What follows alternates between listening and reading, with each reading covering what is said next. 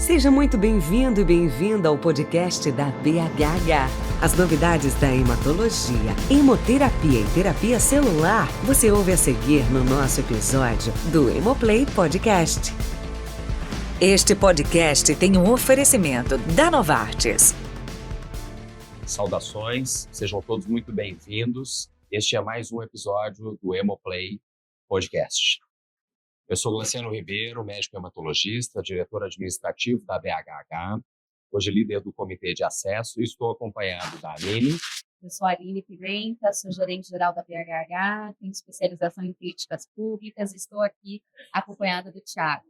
Eu sou o Thiago Farina Matos, advogado sanitarista, e estou aqui com muito prazer como conselheiro de advocacy da BHH. Muito bem-vindo a todos. Primeiro, eu gostaria de explicar um pouco sobre quem é a BHH.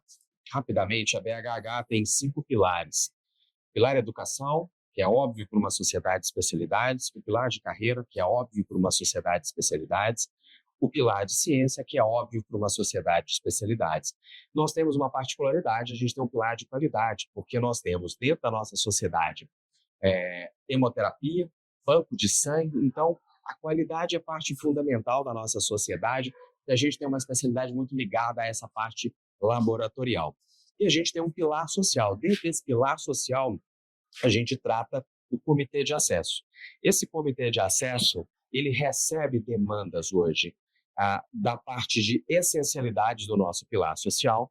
Cada um dos comitês científicos da BHH fizeram uma lista, um ranqueamento de tudo que é essencial para aquela sub-área da hematologia e hemoterapia, ranquearam tecnologias, medicamentos, diagnóstico, fizeram ranqueamento de tudo que é necessário e considerado essencial ao Sistema Único de Saúde. Uma vez feito isso, cada um desses comitês fez a lista, ranqueou, passa para a gente no acesso.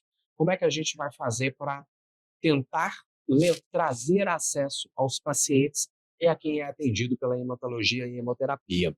Depois disso feito, a gente vai tentar levar essas tecnologias ao Sistema Único de Saúde, e para chegar no Sistema Único de Saúde, a gente precisa fazer uma submissão à Conitec, que a Aline pode explicar para a gente como é que é o fluxo. Parte desse fluxo interno que eu comecei a adiantar e parte de como é o fluxo da Conitec. Depois o Thiago vai ajudar a gente a implementar tudo isso. Aline. Obrigada. Bom, só complementando, desse podcast, o assunto dele é sobre incorporação de novas tecnologias, e a gente vai falar especificamente hoje de participação social, e aí você trouxe o pilar social da BHH, que é um pilar super importante, que a gente tem desenvolvido diversas ações, né, diversas frentes.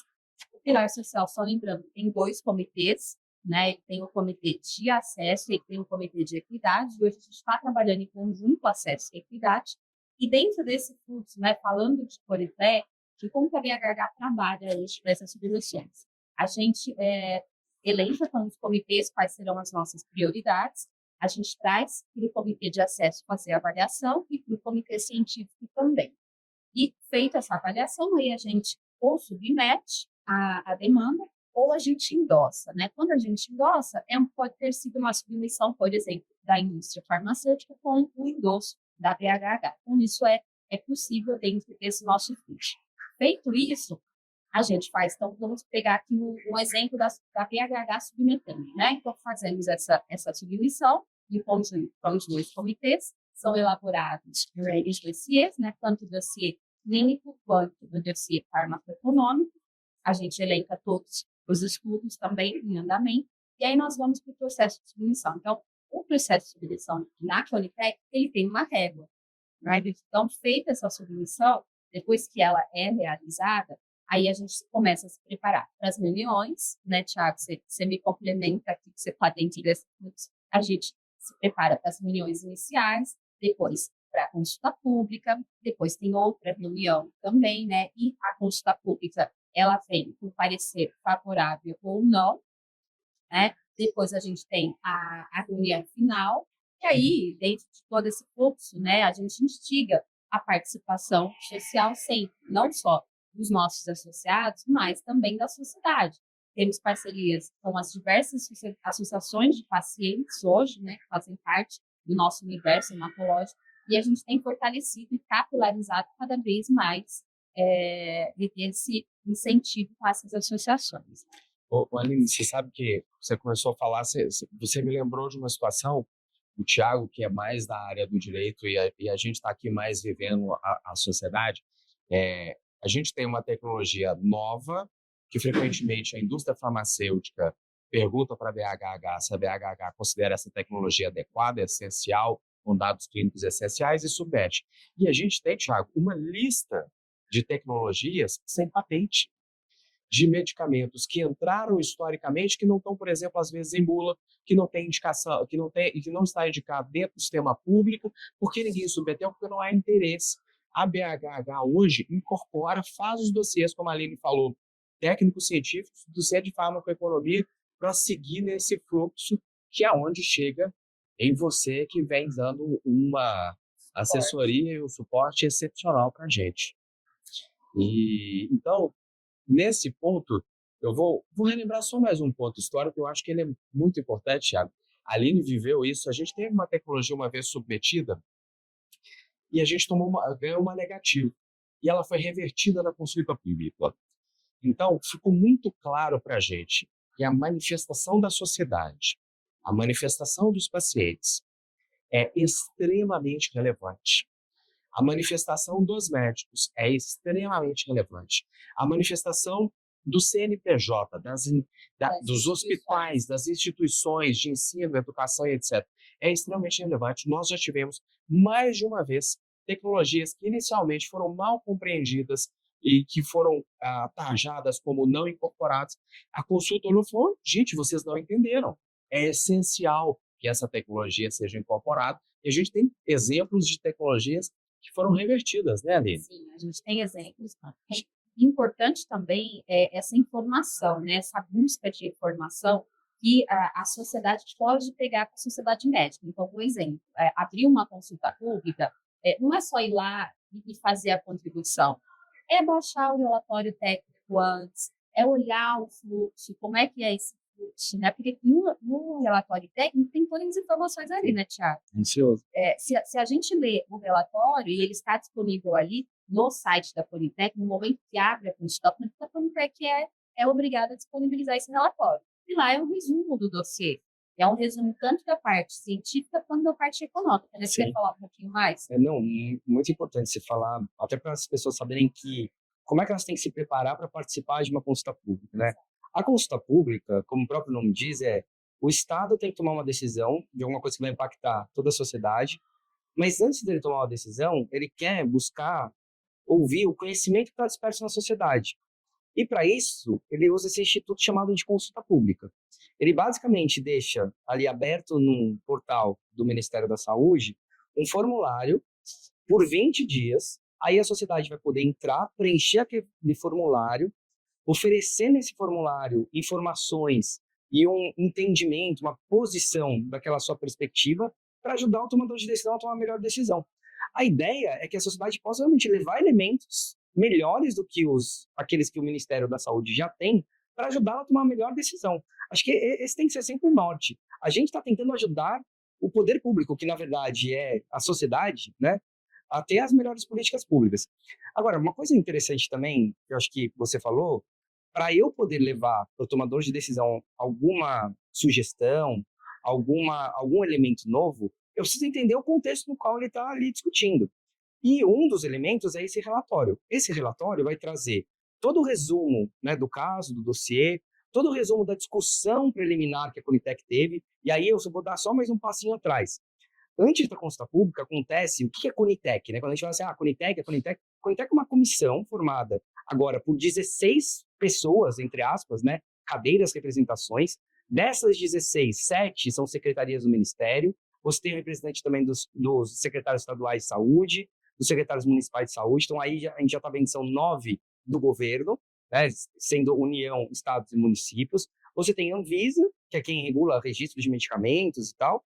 Você tem a ANS, que é quem regula plano de saúde. Aí já tem 11. Você tem representantes de médicos, Conselho Federal de Medicina, a Associação Médica Brasileira, que sempre chama um representante da AMB para ajudá-la ali, é convidado o representante das sociedades médicas para poder ajudar a MB ali na reunião técnica que acontece. Você tem também um núcleo, universidades que a gente chama de NATs, que normalmente são universidades que sabem fazer metodologia. Você tem o Conselho Nacional de Saúde, que teoricamente ali é representante dos usuários, e agora você tem uma 16ª cadeira, que vai começar agora esse mês, em novembro, que é uma ONG da tecnologia que está sendo avaliada, da área terapêutica da tecnologia que está sendo avaliada. E é a única cadeira que vai ser rotativa. Então, se a gente estiver discutindo numa reunião um tema relacionado a um hemato, vai ter uma associação que trabalha com um hemato. Se for alguma outra questão de hemato, vai ser uma outra associação da área de hemato. Deixa eu te fazer uma pergunta específica. Como é que a Politec identifica quem são essas associações? Ou como é que vai ser o processo? Existe uma inscrição das associações ou é a própria Politec que convida? Acho que isso é importante também a gente explicar. A gente está falando de participação social. Sem dúvida. Essa 16ª cadeira, qual o critério para se ocupar, ela vai ser extremamente estratégica. Nesse momento, a gente não tem essa informação. Deve sair um decreto na semana que vem, porque a próxima reunião da Conitec vai ser a primeira valendo essa regra da 16ª cadeira, vai acontecer no dia 12. A gente está gravando isso aqui, acho que só para ter em perspectiva aqui, no dia 31 de outubro, né? Vai ser no dia 12 de novembro. Então, a gente vai saber provavelmente na próxima semana qual vai ser a regra. Hoje, isso é incerto. O que a gente sabe, que é o que diz a lei, é que tem que ser uma organização formada há mais de 2 anos, ela tem que ter um caráter nacional, e aí vai ter uma série de regras sobre conflitos de interesses, o que ela vai ter que ter ali também de outros critérios, requisitos para poder participar. O que a gente sabe é que vai ter que ter. Então, acho que esse é um ponto fundamental. Outro ponto importante é que essa reunião, para além do relatório, que vai resumir o que aconteceu nessa reunião, você tem a própria reunião no YouTube. Né? Então, dá para assistir a reunião, e eu particularmente recomendo que as pessoas assistam a reunião... Como é feito na ANS. Como é feito na ANS. Que as pessoas assistam a reunião preliminar, que é a reunião que acontece antes da consulta pública, porque, às vezes, o relatório ele vai ser alguém escrevendo o que a pessoa viu acontecer na reunião.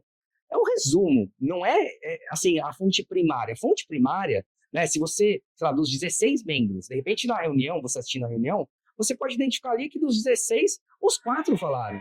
E todos os outros, de repente, seguiram alguém que falou mais, e aí você começa a achar até fragilidades. E eu, particularmente, acho que a consulta pública serve, inclusive, para isso. Para a sociedade, falar, olha, senti falta ali de uma perspectiva, sei lá, das secretarias de estados. Eu senti falta de uma posição do CFM, que muitas vezes não fala quase nada na reunião.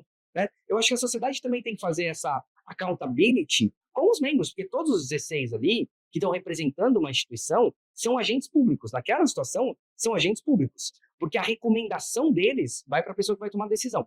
Ponto importante também, que muita gente, às vezes quando você vai falar assim que a Conitec decide, a Conitec oficialmente ela não decide, ela recomenda. Ela é um órgão consultivo do Ministério da Saúde, ele recomenda para o Ministério da Saúde uma decisão. Acontece que na prática, essa recomendação, que muitas vezes é por votação, sei lá, 6-5, né, dependendo de quem vai na reunião, porque muitas vezes faltam alguns membros, até hoje, dá para a gente falar que nunca quem decidiu foi contrário àquela recomendação. Até porque é um dispositivo na lei dizendo assim, olha, se for para o tomador de decisão, que no caso aqui é uma pessoa que fica abaixo do ministro da Saúde, que é o secretário de Ciência e Tecnologia, se ele for ser contrário à recomendação, teoricamente técnica da Politec, ele tem que justificar por A mais B, item por item, que é justamente para evitar que ele faça isso. Esse ajuste foi feito, inclusive, na época da pandemia, que teve aquela discussão sobre cloroquina, etc. e tal. Né?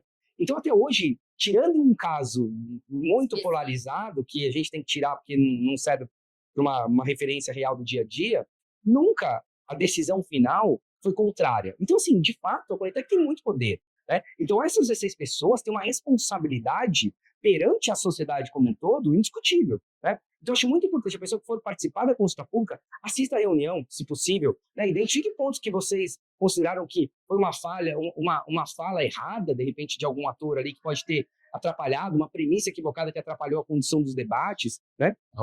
Aline, eu estou refletindo uma coisa que o Thiago está falando aqui. O Thiago é advogado de formação, eu sou médico.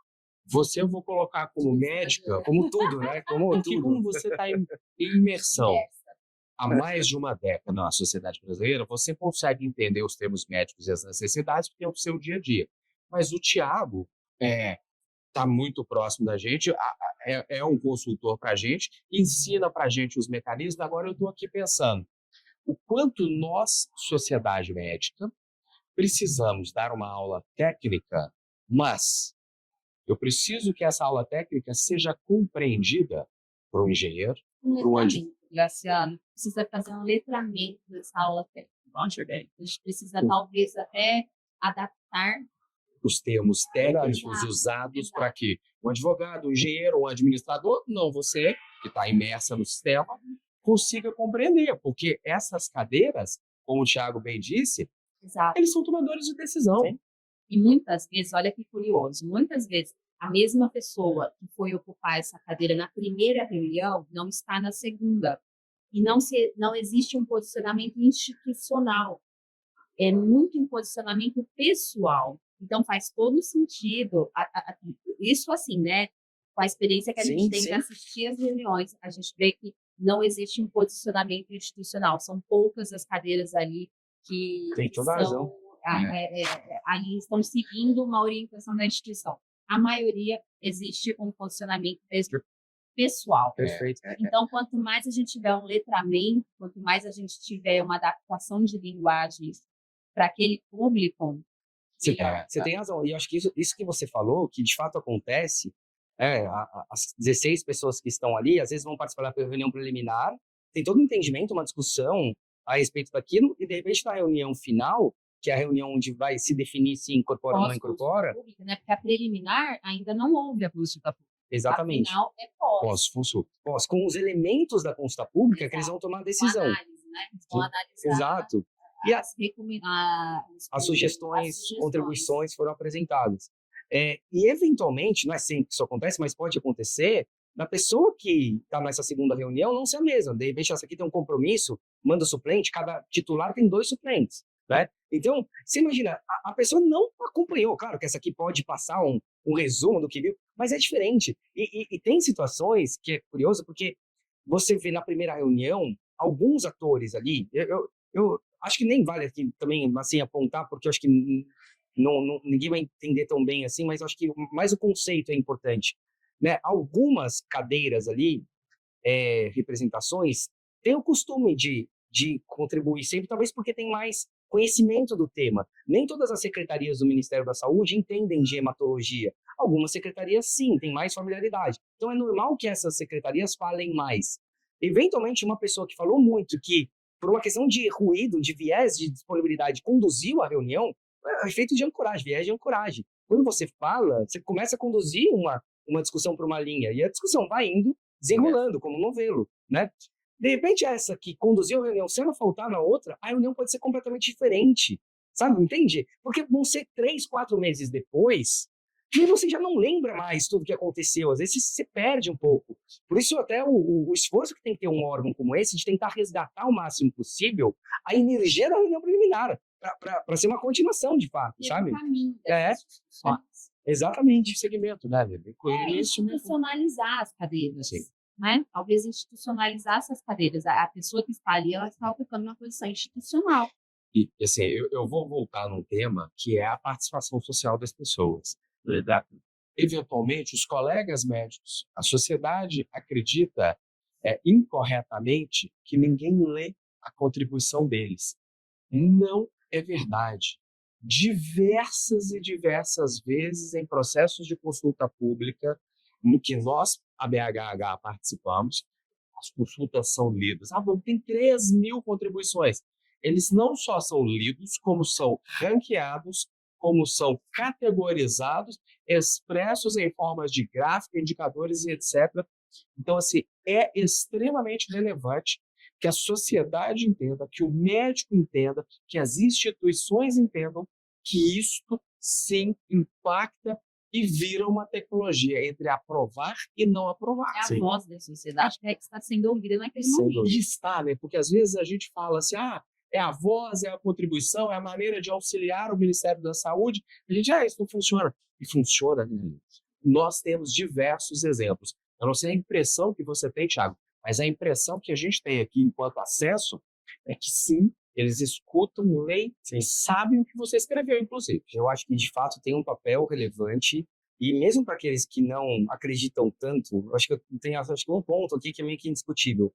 Cara, é o espaço que existe de participação social. é o espaço que existe, é o que a gente tem para hoje. A gente pode criar espaços melhores, aprimorados, mas é o que tem para hoje, é o único espaço ampliado que tem. E eu chamo a atenção para a importância de participar sempre que possível, não é só quando a recomendação é negativa, às vezes na positiva também, porque é um termômetro da sociedade, né? Eles também querem ver se a sociedade concorda com eles na recomendação preliminar, né? Porque às vezes a gente perde um pouco eu vi um caso, acho que isso vai ilustrar bem, que tinha sido, acho que, uma recomendação preliminar favorável, e houve pouquíssimas contribuições. E eu lembro que o parecerista, a pessoa que foi apresentar a sistematização, que você bem comentou, Graciano, ela falou assim, olha, fiquei até surpreso, assim, porque não houve tantos comentários aqui. Então é um termômetro. Como é um processo que depende de pessoas votando, pessoas dizendo sim ou não, está todo sujeito a ruídos e viés. Então, um elemento ali que é pouca participação pode passar uma mensagem subliminar de que não é tão relevante, né? Então, eu acho que grandes poderes trazem grandes responsabilidades, né? Então, acho que aquelas pessoas que têm conhecimento sobre aquilo, eu acho que, sobretudo, médicos, né? Associações de pacientes, que entendem do processo, que vão precisar daquilo, por exemplo, para atender o seu paciente, eu acho assim, é quase que vira uma obrigação para mim cívica de participar desse processo, de levar a sua perspectiva, e não é para inventar, não é para dar a sua perspectiva. Olha, eu tenho manejo aqui com isso, minha experiência é essa, é para falar a verdade, né? Mas não deixe de participar achando que outros vão participar, assim, porque tudo é uma mensagem, tudo vira uma mensagem subliminar em processos, né, tão assim subjetivos como esse. Ali, sem querer, ele tocou num ponto técnico que é curioso, você vive isso, você sabe, às vezes chega uma nova tecnologia, você olha um dado do estudo e diz assim, nossa, fantástico. Aí você começa a usar. E vai usando, vai usando, vai usando. A hora que você olha para os dados da sua instituição, você diz, mas está diferente do que eu estava vendo. Então, essa perspectiva de usar de quem já recebeu, do paciente que já recebeu, que está usando, e da gente que está prescrevendo, faz diferença. Quer dizer, olha, realmente, essa tecnologia muda muito.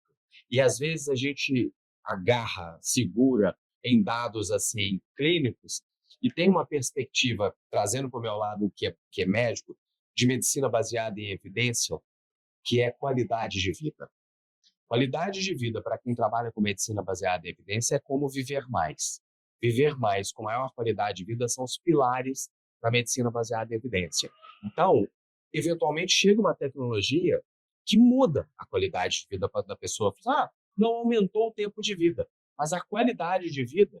Às vezes a gente tem tecnologias que você vai toda semana no meu consultório, gasta uma manhã inteira para fazer um procedimento, para fazer uma transfusão de sangue. Você vai a uma unidade de transfusão de sangue, não, mas isso é um procedimento fácil. Você gasta uma manhã, porque você se desloca, faz testes de compatibilidade, em média 2 horas você recebe uma transfusão, passa por um período de observação e recebe alta. Uma vez por semana, a sua vida está diferente. Você está uma vez por semana com o agendamento de uma tarefa que você precisa para viver. Chega uma tecnologia que muda isso, sua qualidade de vida muda muito. Outro exemplo muito, muito fácil de entender para quem está escutando, hemodiálise, 3 vezes por semana. Segunda, quarta e sexta, ou terça, quinta e sábado, um turno da vida desta pessoa está ali. Ela vai viver décadas. Se ela transplanta, ela não tem mais um compromisso segunda, quarta e sexta por um turno. Ela pode viajar, né? Ela pode, olha aqui, parece um detalhe, né? Mas quem está vivendo aquilo é impressionante. Muda. Então, e às vezes isso não entra na cabeça, às vezes, de quem está só pensando em metodologia, né? Eventualmente esse ponto não parece ter tanta... Não é que a pessoa faz por mal, não quero dizer isso, mas é que às vezes você fica tão cego na metodologia que você esquece desse detalhe, assim. Eu não falei nisso antes. Quando você falou, é uma perspectiva que precisa ser visto, é que acendeu na minha cabeça aqui agora, para dar de exemplo para quem está escutando, 2 perspectivas, que é fazer transfusão toda semana e fazer hemodiálise, que é o que você disse. É uma perspectiva, não é que a gente esquece ou deixa de considerar, mas o Ministério tem que escutar todo mundo. Então, assim, precisa ser lembrado. Somos humanos, é verdade. Temos que ser ponderados. Precisa ter essa consideração. Total. É isso mesmo. Excelente. Eu acho que fica aí, né, essa orientação da BHH como sociedade médica para a gente aumentar a participação social hoje, né, dentro das demandas de incorporação de novas tecnologias. Perfeito, Anny. Muito obrigado, Aline. Muito obrigado, gente, Thiago. Sim. É um prazer estar aqui. Pessoal, muito obrigado pela participação. Fiquem à vontade para sugerir novos temas, fazer questionamentos, entrar nas mídias sociais da BHH. Nós iremos responder e estamos à disposição. Com acesso a muita informação sobre as especialidades e diversos temas pertinentes na voz de quem entende.